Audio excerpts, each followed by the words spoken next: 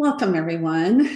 My name is Cindy McDonald, and I'm so glad to have you with me today for our Friday Forum. It's Friday in September, and I'm so excited. We're going to be talking about a topic that we all deal with our students, with our parents, with our families, and often with our own children. So I want to welcome Lisa. Lisa Hefferman is with us today. Hi, Lisa.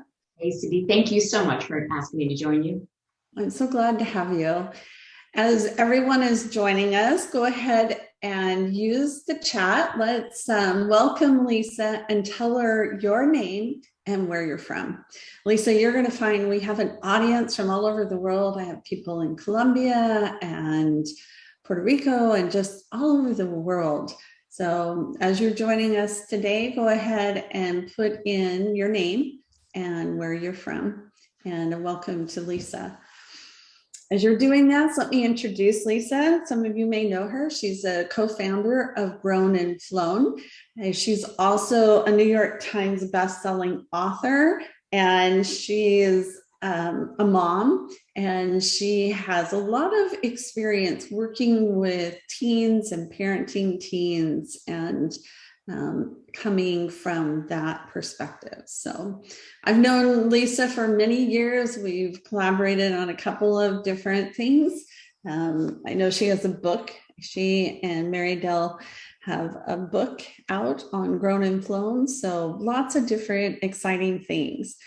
So welcome, Lisa. I'm very glad to have you here. You can see everybody. We've got people from Texas. From everywhere. I can see that. North Carolina, Oregon, everywhere. So yeah, so it's very exciting. So I mentioned the Grown and Flown. Tell us a little bit about your background and what prompted you to start a website based on empty nesters. So my background had nothing to do with this. My background was in finance. I worked on Wall Street. I then became a business writer during my children's childhood and published books about various different companies, a book about philanthropy, things entirely unrelated to parenting.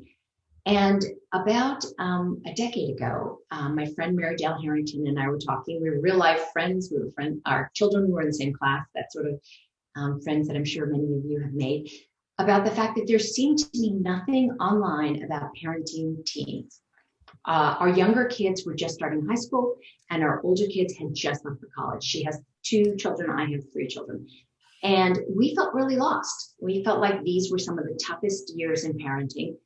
And because the internet was at that point maybe only 15, 18 years, the World Wide Web into common use, there wasn't a lot about parenting teens, about middle school, about high school, about the process of sending kids to college, about the changes that go on in our families. So we thought, let's just start a website. And we envisioned it that we would write some things and we would put some thoughts up. And for a while, that's what it was. But then we started inviting other writers and other experts, particularly experts, physicians, psychologists, college counselors, even a college president who writes for us. And so the site expanded so that we now have 700 writers on the site, and we have many, many thousands of pieces of content on the site. And parents who have teenagers, certainly in this moment in time, have what I call them digital natives. They're not digital natives in the sense that they were born in the digital era, because they weren't. Many of them were born in the 70s and 80s, but they're digitally native in their parenting. When their babies were born, they jumped onto Baby Center or some of the early baby sites. And now that they have teenagers, college students, and young adults, they gravitate and look for information and help online. So that's the story of starting Grown and Flown. I think that's really an important point that we often don't think about, because we think about for our students being those digital natives, but the parents too. And that becomes their first go-to is, where can I find information? It's about, the parents are going to websites and Facebook and things like that. So, it's interesting to find a need and see that not only did you have that, but look at how many thousands of people, you filled that need. Yeah. So as you're looking and listening to parents through your website and your Facebook group and your membership group too that you have now, what are you concerns are you hearing from students and parents, especially now after COVID, about many students are going, even as a sophomore, are going to campus for the first time. So what kind of concerns are they expressing? I think concern number one is what it's been for the last year and a half, which is concern about our kids getting sick. Um, Getting sick is something parents worry about, obviously, all of their children's lives. Getting sick away from home takes on even greater concern, and getting sick away from home and needing to be isolated, again, even greater concern. So that number one concern is unchanged as it's been for the last year and a half. At the beginning of this sense that kids were going back to campus this fall, there was a great deal of concern about how kids would adapt, whether they would find this very stressful after being away for a long time. Huge concern about catching up academically. Many parents feel that their kids did not actually get all of the preparation that they needed, either in 11th grade or 12th grade, that they're going to need for freshman year or sophomore year in college, because they, had this online learning experience, which was uneven. In some schools, it was fantastic. In other schools, the schools struggled with resources and to catch up and to create the experience that mirrored what the kids were getting in the classroom. So there was a lot of concern about whether kids would be adequately prepared for college. Of course, colleges knew that, and they themselves stepped up in many ways to provide additional assistance when the kids needed it. I have to say, if there's one concern right now, it's that online learning could stop. When Delta reared its ugly head, I think parents were just beginning to understand that the kids were going back to campus, the kids were going back to campus, they were thriving, they were among their peers, they were in classrooms with their professors, high school kids in the classroom with their teachers. I've spoken to parents whose kids have been exposed to COVID and are back home again, particularly high school students, and they're in a quarantine situation, and they're really distressed because kids were so happy to be back at school and so happy to be back among their peers. So I think we've transitioned from how are they going to manage to are they academically prepared to, oh goodness, let's hope they get to stay in the classroom because this is so healthy and they're doing well and it's where they need to be. So have you found a difference between the students' concerns and the parents' concerns, or are they pretty much aligned? They're the same. Everybody wants in the classroom, students to be either on the college campuses or in their high school classrooms where they need to be, and thriving socially and psychosocially as well. Everything we're reading suggests that this was really difficult on kids in terms of their anxiety, in terms of depression, whether it was pre-existing and exacerbated by the experience. So both parents and students very much want students to stay in this in-person environment as long as they can, as long as it's healthy. And even if they go, I know a lot of students that I have here in California, they are going to campus, but they're still doing a lot of online classes, but at least they're doing it from their dorm room or the library or someplace where they can still interact with other students. Yeah, kids are cycling in and out also as they find that they were in a situation where they were exposed, and then they end up with a 10-day experience out of classroom. But all of that, as you say, to the extent that you could be among your peers at this age, parents and students recognize that as a very advantageous thing for students. I think we almost took it for granted. Yeah, I think that's very true, and it's such a rite of passage for young adults, and to have that snatched from them, they feel like, we were robbed of something. So now they're going to campus, they're dealing with these concerns about, health and safety. What about homesickness? Is that something, we all have students who end up so excited, they go to college, and then you get that phone call. So first of all, how do you define homesickness, Lisa? I would say homesickness is the feeling that there's another place that you belong more than the place that you are right now. And it's a longing for place, but it's also very much a longing for people. Kids can feel homesick, and then their parents arrive on campus and the homesickness dissipates, because the homesickness is really entirely for place. It's for people as well.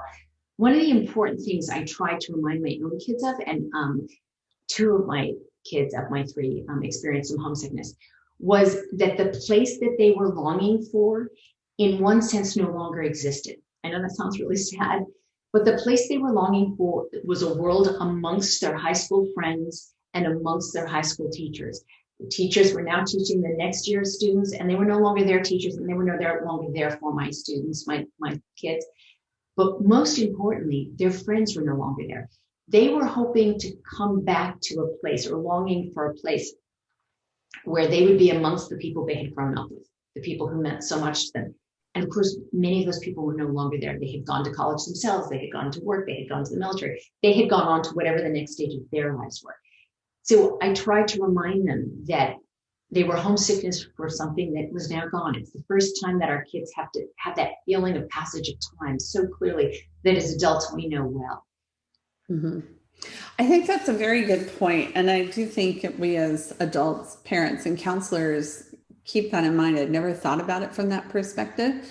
But I realize, like here in California, for students going to the University of California, they don't start until almost the end of September. So they're watching all their friends leave. So they're seeing all this happen. So by the time they get to college, they're like the last ones. They are so ready to go because they realize they can't go back. Nobody's there for them to go back to. And when you're the first one to leave, it's like you still have this image of everybody doing all these things, and maybe that you're missing out, and you that you can go back to. So do you think that students are going to experience or are experiencing homesickness more this year because of the pause and the break and the whole health issues? Is it more prominent, or about the same, or less? Is there any? I think it's slightly more prominent. They got very comfortable at home, and they were home for a very long time. And young people are very adaptive. So they, to the extent that they could, they adapted to being educated at home. But I think it's really important, and I don't want to delve into a lot of research and numbers here, but I just want to touch on one thing that is really super important to remind ourselves that homesickness is not only normal, it's actually typical. So UCLA has been surveying freshmen for over 50 years. They have, longitudinal data on a huge number of facets around freshman life. It's just freshmen. I don't know if any of you have delved into this. It's really interesting reading. And they do some summaries that are great for lay people. So you don't actually have to sit through the data. They've surveyed over 15 million students from almost 2,000 colleges. So this is really a very representative. This is not a UCLA survey per se, it's UCLA students only. And what they found is that almost 3/4 of students reported that they occasionally or frequently felt lonely or homesick. And over half said they occasionally or frequently felt isolated on campus. So I think it's really crucial that we remember that this is not the exception, it's actually the rule. If 75%, or it's about 72% of students, felt isolated, homesick, or alone, they are in the majority of freshmen experiencing this. It doesn't mean it's not painful to the student. It doesn't mean it's not painful to the parent and to any other adults helping or working with that student. And it doesn't mean that we should ignore it. And I'm happy to talk about ways we shouldn't ignore it, because why would we ignore someone's pain? But it does mean it's a typical part of the experience, and we can both convey that to the students, and as adults, I think it's helpful if we know that. I think that's true. And so how can we help students and or especially help parents to prepare for that? They get that phone call saying, Mom and Dad, I want to come home, I'm homesick. So what sometimes also that call sounds like I want to transfer. And they want to transfer back to community college near where they live, or they want to transfer back to a university that's, maybe within an hour of home if they've gone further afield to university further from their home. So the most important thing is listening. Like anything else, when people tell their problems, they truly want to be listened to. Let them call home, let them connect. Just make sure, I think, that it's not at the expense of them starting to engage on campus. There's a lot of research around this too. Again, I won't bore you with it, but the thing that is going to help ease their homesickness is connecting on campus life, making new friends, getting involved in activities, connecting with their professors and their coursework. Those are the things that are going to ease their homesickness. So while they make those connections with home, which is calling you, texting you, FaceTiming you, whatever, just make sure it's not at the expense of those things that we know will ease their their comfortableness. I think another super important thing is to understand that dumping their sadness and their homesickness on us can actually be the solution. So I don't know if any of you have read Lisa D'Amour, Dr. Lisa D'Amour. She's got a column on adolescence in the New York Times. She's a well-known clinical psychologist. She calls this dumping their emotional trash. They unburden themselves and their sadness on us. And that in itself, just listening, just their ability to vent that on us can sometimes help solve their problem. They don't need a solution from us. They don't need us to tell them what to do. Sometimes they just need us to listen to them in the evening. What happens so often though is parents sit and worry all night long because the kid is called. Maybe they've been in tears. Maybe they just, it's that sound of distress in their voice that a parent would know. You call them in the morning and say, I'm so worried about you last night. And they go, what? No, I'm fine. What are you talking about? I'm fine. Just listening to them can so often be the solution to their problem. And we have to remember that. Something else, if you don't mind, I have a few more thoughts on this. Yeah, no, go for it. Homesickness does have a little bit of a seasonal pattern to it. Often it peaks in the September, October period, and you'll often find that after Thanksgiving, when they return to campus, they realize they have connections to that campus, and that campus feels more like home itself. Tom Dingman, who was for a very long time the dean of freshmen at Harvard, I interviewed him for a piece in the Washington Post once, and he said to me that his daughter had said to him when she was going back freshman year to her campus, she described it as going back home. And he said there was like that dagger in his heart for a second, like, what do you mean home? This is home. If your child refers to their campus as home, you have succeeded. That's what we're going for. That means they have made those connections and they've gotten over that hurdle to find a place where homesickness is not much of a problem anymore. So what can we do? We can urge them to get involved in anything on campus, academic, social, athletic, whatever it is, that connection will help start them. We can urge them to get out of their dorm. Many parents tell us that their kids are sitting in their dorm and will not leave the room. Yeah. And that is it paints an excruciating picture for a parent. Literally just walking around the campus so the campus begins to feel more familiar and like a place that is a baby step, but we find it helps. Remind them that all those parties they're seeing among their high school classmates on TikTok and Instagram, obviously a highly edited slice of life. They know this. They know it in their conscious mind, but they forget it. And what they're watching on TikTok and Instagram and whatever social media platforms they're on, Snapchat, they're watching every other student have a better time than they're having. It's not true, but it's what they're perceiving, and that can cause homesickness. Something else we love to remind kids of is something a young adult once said to me is essential in college, and that is to find your constant. And I asked her what she meant by this, and she defined a constant as something that you love that you can go back to, sort of a personal touchstone. Might be playing music, might be picking up your guitar, might be a sport, might be throwing a frisbee, might be a coffee with a friend, might be just going for a run. Some positive, not drugs, not alcohol, not escapist, but some positive thing that you can go to that you find comfort and is a connection with yourself. Super, super important. And as parents, sometimes we know what that thing is and our students don't necessarily know. So we can remind them that picking up that guitar, you always feel better. Finding a friend to kick around a soccer ball, you always feel better. Go find that pickup game of basketball. You always feel better when you do that. Sometimes we can see that in them and they can't see it themselves. Oh, definitely. I know one of my daughters, she is a huge reader. And so she always would find a spot, and she did that. So the first thing she did was find a reading spot. And it was, like out in the quad area. But that was her constant. I know I've spoken with Harlan Cohen, and he talks about, because he's the author of The Naked Roommate, and he talks about transition, and he tells students to have 3 Ps.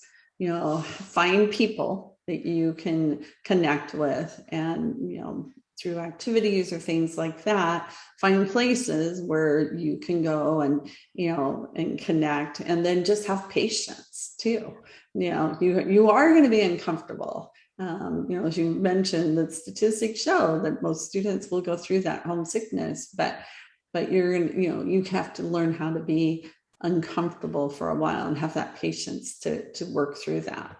So, with the patients, I think we can remind them also that all those friends that they're missing so much, those people who have meant so much to them, going through their middle school and high school experiences, those people were once strangers to them also. They feel like they've known these people all their lives, and in many cases they might. They may have had some of the same friends K through 12. But a reminder that those people were once strangers too, and that the people who are around them now who are strangers may turn out actually to be their lifelong friends, is an important reminder. We can also remind them to talk to their RA. The RAs are given a lot of training. If things get worse, there's therapists who are obviously equipped and knowledgeable about this to help them. And something that just sometimes helps is a little piece of home. It's a care package. It's a little something you send.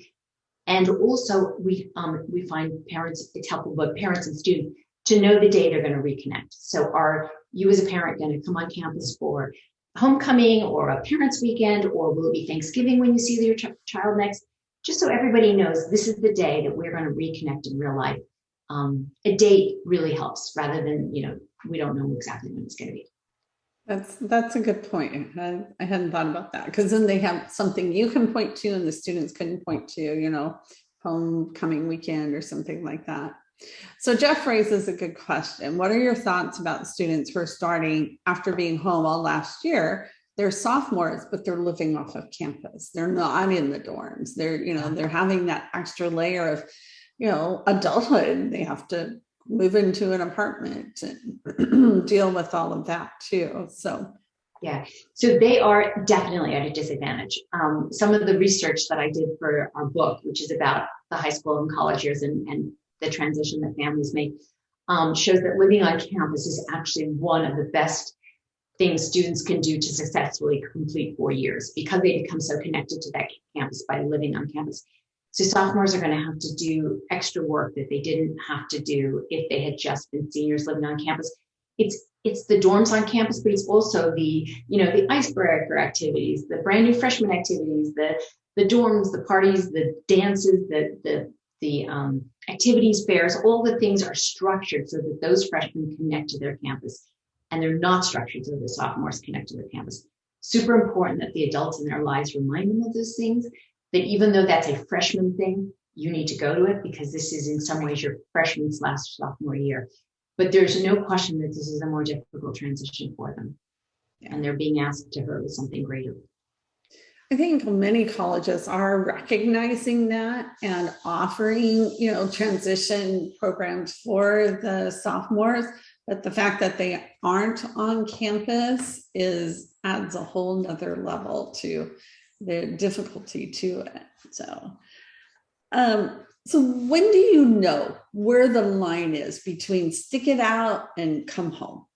So I'm a little reluctant to weigh into this too heavily, because honestly, I think that's a question for a psychologist and a parent. That's for me. But here are what I would say are some warning flags.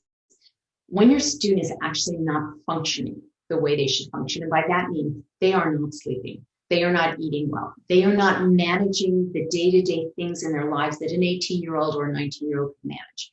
So it doesn't mean that they haven't tripped up on something because they're living away from home for the first time, but it means they're not managing things in their lives that they either could manage when they were in 12th grade or should be able to manage. So when you see them unable to do those basic sort of blocks that mean that they are a highly functioning, college student, those are things that would raise an alarm for me. Those would not say to me they need to come home. Those would say to me, first step, get some help on campus. And like I said, that can be the RA. I think that's first step. That can be the counseling centers who are well equipped and know this path well. It might be that they need to come home for a weekend. So it's not you're leaving at campus and you're quitting and you're going to a local college. It may be maybe a long weekend at home. I know one of my kids came home. We had Columbus Day weekend in October.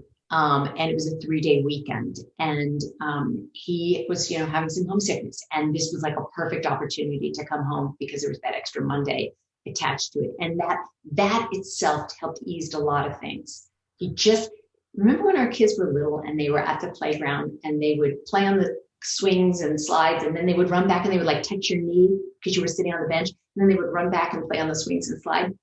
I equated him coming home for Columbus Day to very much that. He just needed to come home, touch his own bed, just reconnect with us in real life, and then was ready to go back onto campus. So sometimes they just need that weekend or some limited amount of time to come home, just to regroup and, make sure that they, that kind of recharges them for going back. So before one would ever consider that this isn't the place for them and this is just the typical homesickness, I would, do those 3 things: the RA, the campus counseling, and a short period at home, if they don't seem to be thriving in the way they should be thriving.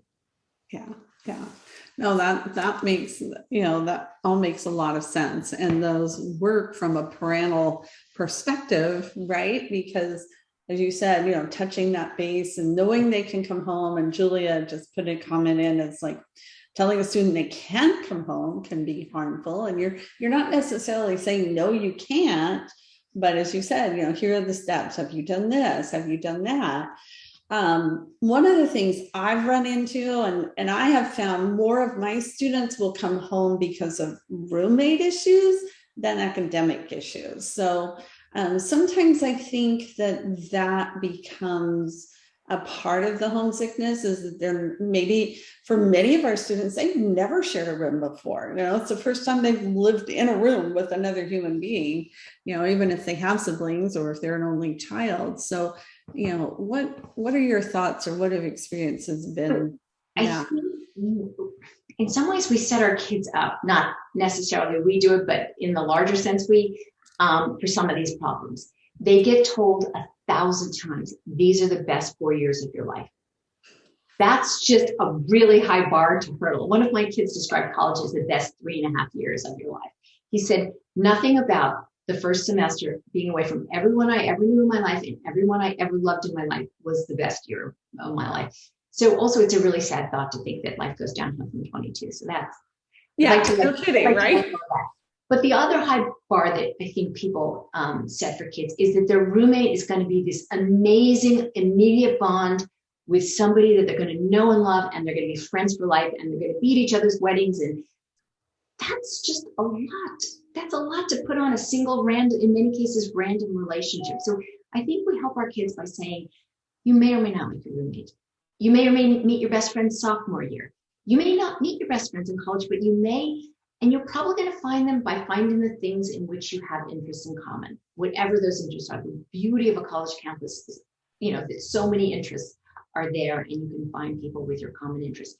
So I think we need to lower that roommate bar a lot and say, here's somebody who you're going to learn to live with, that you're going to compromise with, and that this experience is going to teach you a lot about working with people you like or don't like, respect or don't respect. This is going to teach you a lot about getting along in life with people who really, aren't your people necessarily. I think we raise the bar so high that we set kids up for this disappointment around roommates. And it's certainly important that we set realistic expectations for them. Yeah, I think that's very true. And because it goes back to what we were saying about social media and stuff too. It's like, oh, you're having this fantastic time. Oh, it's going to be the best 4 years of your life. And then if you're not, you're feeling like either I made the wrong choice or there's something wrong with me, right? Yeah. So it's a process. Our kids didn't find that the friends that they were friends with, most kids didn't find the friends that they were best friends with in 12th grade the first moment of kindergarten or the first moment of middle school. Those relationships took time, and they evolved, and they moved, and they changed. And we just need to remind them of that. They have been through this before. They have met new people before. They've just forgotten. And if we remind them that process is a transition one, we can help them. Definitely. So Maria shared that she heard a student panel at BC, and one of the kids mentioned he felt BC was the place for him because he met a freshman who admitted that he was homesick at the start of the school and wasn't told how fabulous. So it wasn't built up to this, huge expectation. So, so that's, that makes true.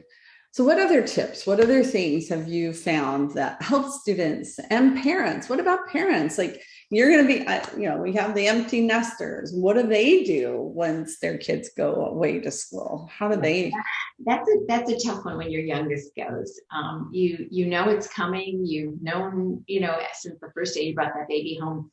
But for families, it's as big a transition as it was when they arrived. It's huge, and we don't talk about it enough. And I think people have to give themselves a break, give yourself some time to feel sad.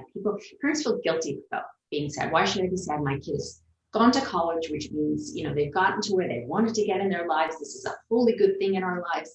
My kids, particularly if their kids are thriving. So give yourself a break. You can feel sad if you want. You can feel however you want. If you don't feel sad, that's fine. Give yourself things to look forward to. Like I said, it helps if you know when you're going to see your kid. Set up that communication that you're going to have in your family. So one thing that's great is a family thread. I'm sure most people have them before their kids leave. But I think of it almost as like a digital dinner table. The conversation, I have 3 kids, the conversation that the 5 of us were having on a wooden table for, 15 years between the time my youngest was born and my oldest left for college. That conversation just transitioned online. We still, the way we talk to each other, the things we talked about, we just took that conversation online. So that's a really helpful thing, because that way you can all stay connected with each other. One of the things I misjudged badly was how much my kids needed to keep in touch with each other, that their relationship was such an integral part of their lives. And that when one of them went to college, it was as disruptive. That disruption was as difficult for them as their disruption in their relationship with us. So figure out how you're going to communicate with your students. Some students prefer texting. Some kids will call you every day. Some kids want to have 5-minute phone calls, which almost like as I said, the running from the playground, touching, and then running back to the playground. That's what a 5-minute phone call is. Some kids, I had one of my sons who hated the college campus on Sundays because it was so quiet. There was nothing to do. Everyone was catching up on sleep and sleeping off the late night before. He hated Sundays, and he would call me and he would dump his entire week on me. He wanted to tell me everything that happened, but only on Sundays. If I called on a Tuesday, I was not getting this phone call. So figure out what kind of cadence works with them and works with you, so that you maximize that connection between the two of you, and so that they don't feel like they're being overparented and you don't feel disconnected from their lives. We're trying to find that place where we both feel comfortable, and it's super important. The majority of students talk to their parents every week. Not majority, but a very large number of students talk to their parents. And by talk, I could mean a text, could mean just sending a picture or an emoji, more than once a week. It is not uncommon. Do not feel bad if your kids talk to you 3 times a week. Do not feel bad if your kids talk to you 1 time a week. All very typical. That's interesting.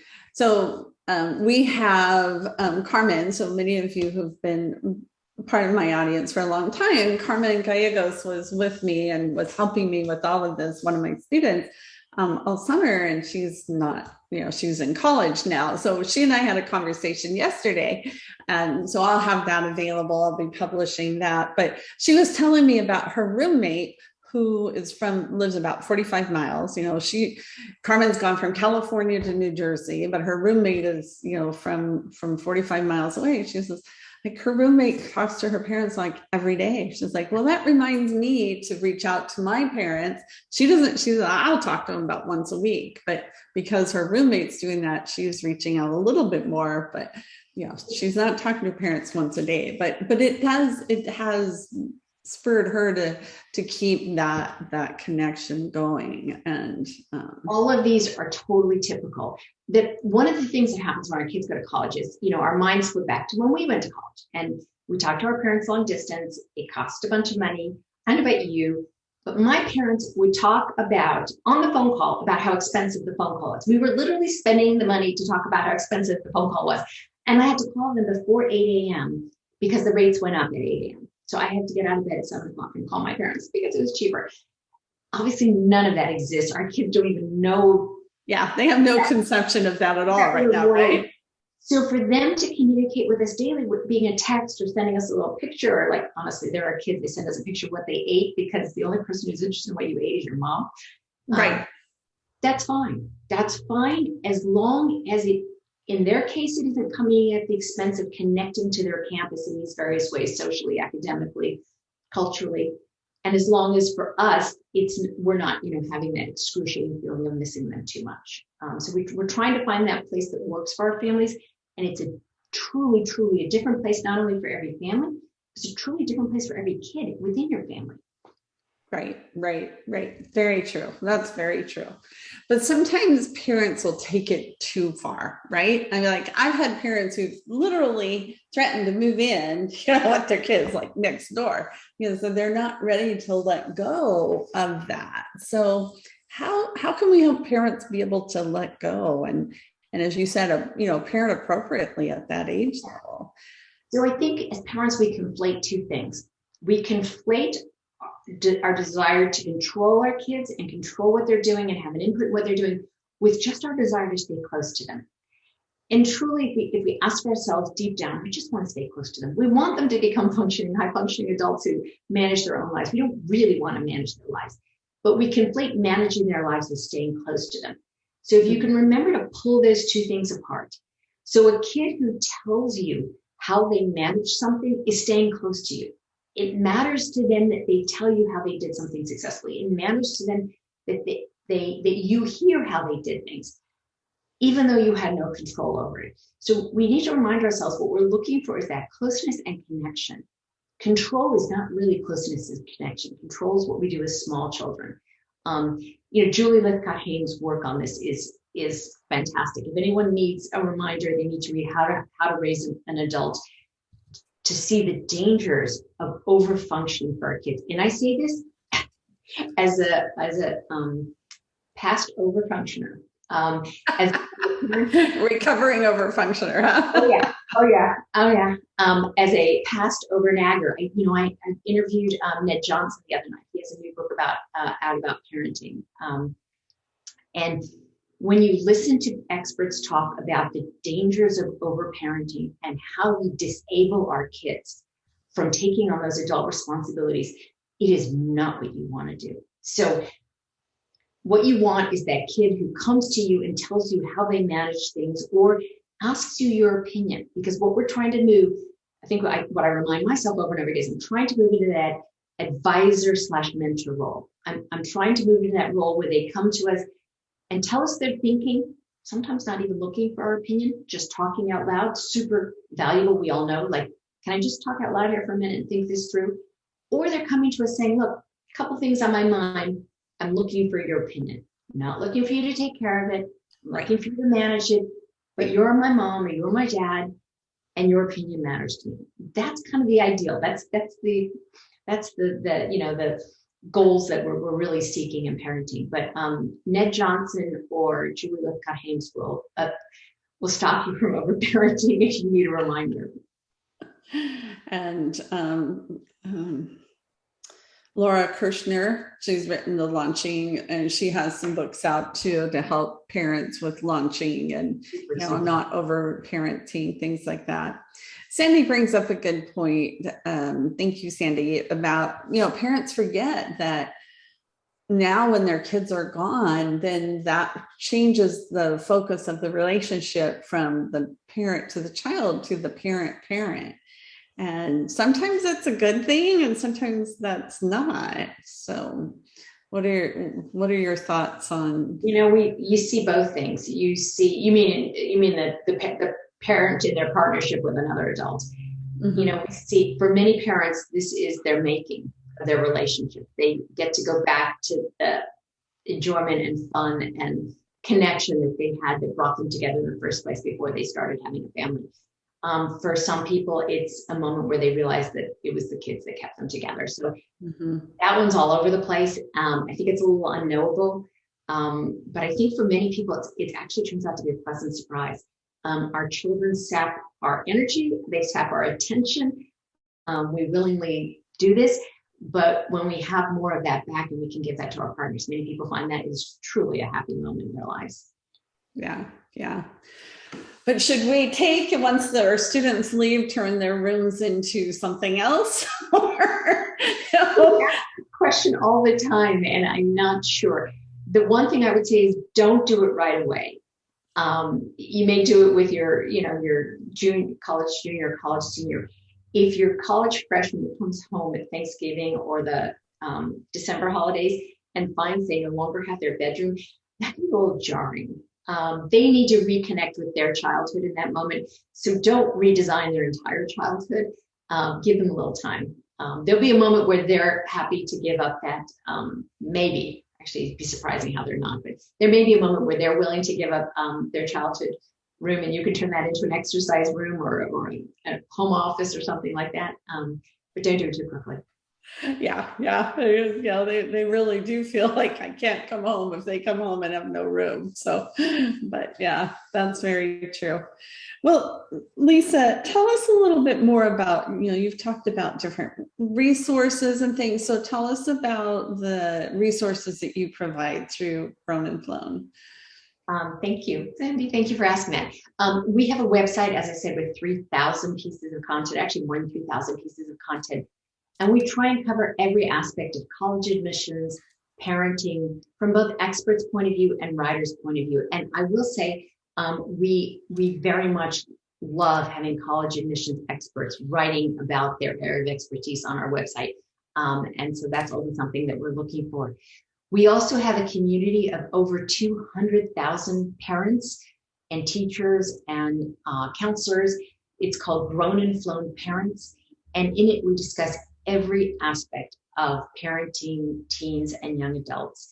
Facebook has told us it is one of the most engaged Facebook groups on the platform.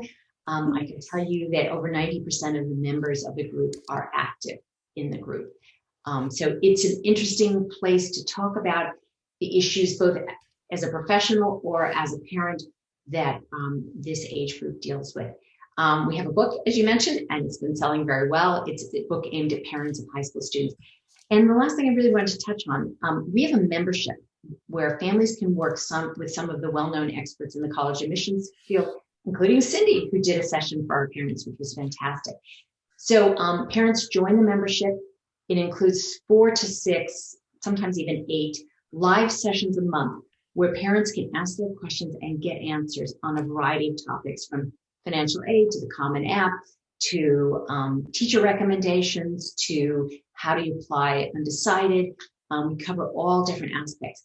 At the moment, that membership is $27 a month. Your commitment is only a single month, but we very much want to invite parents of students, first-gen parents who might find $27 a month unaffordable, and we're seeking counselors who will suggest those parents to us, who may get a lot of value from this experience and this community and this membership, and for whom $27 a month would be a strain on their family's finances. So we're very much looking to include families who can't afford the cost.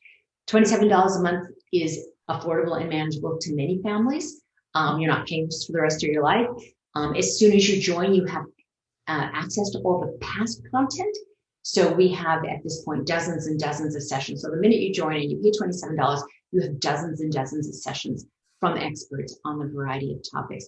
So if you know families who could benefit from this, either they're able to pay, or if they aren't able to pay, we very much, as I said, am seeking them out. You can find me at grownandflown@gmail.com. Super simple, grown and flown, the words written out, at gmail.com. And I would love to encourage families for whom this would be a really important added resource if they're not getting enough counseling in their school setting. I think that's really valuable, because even if they're working with a counselor, either at school or as an independent, still seeing other people's messages and concerns and answers and stuff just helps them not feel alone and helps them realize, okay, this is normal and it's okay that I'm feeling this way. Especially, I think now with COVID, it's still, for a while we thought it was going down, now it's going back up, and who knows what the future is going to hold. So having a community that you can connect with, I think, can be very therapeutic and very valuable for parents. We have found that we have counselors who've joined our membership because they want to hear what other experts are saying. We have very detailed subject matter experts. So I know you know Jeff Levy. Jeff Levy just did a really detailed session on the FAFSA. And that may not be everybody's area of expertise. And so he got with incredible granularity into the nitty gritty of the FAFSA to help people. We also have experts who are former college admissions officers who come into the group. We've had a number of them lately. We have one from Dartmouth, NYU. We have somebody from Ohio State doing a session on just on applying to public universities. Next Thursday, we're having a session from Ohio State. And we also are having people who've written on the subject. So Rick Clark, who's the head of admissions at Georgia Tech, is doing a session with us. So these are people with deep subject matter expertise, particularly in a particular area, and that may not be everybody's ability. That's great. That is really anyone. If you have any questions, just reach out to me. Yeah. And so how do they reach you, Lisa? Grown and flown everything. Facebook, Instagram, Twitter, but grownandflown@gmail.com is my email. So that's obviously the easiest way to have a two-way conversation. But we are grown and flown everywhere but TikTok. That's a bridge too far for me. No TikTok yet, huh? But on all the normal all the other typical social media platforms, and certainly obviously on email. Very good. Very good. Well, thank you very much. I appreciate your time. And, especially this time of year as we're working with students, helping them transition. And, it's such an unusual time because we do have these freshmen and sophomores going back to campus. Parents are going to get those calls. They, like you said, they just count on them. And then knowing that they're coming, first of all, kind of reduces that shock. And then being able to have a plan of action, a way to talk with your student and just understand that this is part of that normal process. So I think that sounds great. Next month, if you guys will join me, we're going to be doing my next Friday forum will be October 20. It'll be in October. I think it's the 22nd. And we're going to introduce or interview Kieran Lyons. He just wrote a book, Let Me In, and it's all about essays. So he's going to share a little bit about his experience. He's a PhD in English. He's got a master's in creative writing, and he's been an essay coach for many years. So he's going to join me in October. So Lisa, thank you again. I appreciate you. This was great. Thank you so much. I feel incredibly grateful to be able to talk to your audience here. So thank you. And this link is going to be sent out, because I know we had a lot of people who weren't able to join us today. And so a lot of parents are going to benefit from all of this. So thank you. And thank you everyone for being with us today. Have a great weekend, and we'll look forward to seeing you in about a month.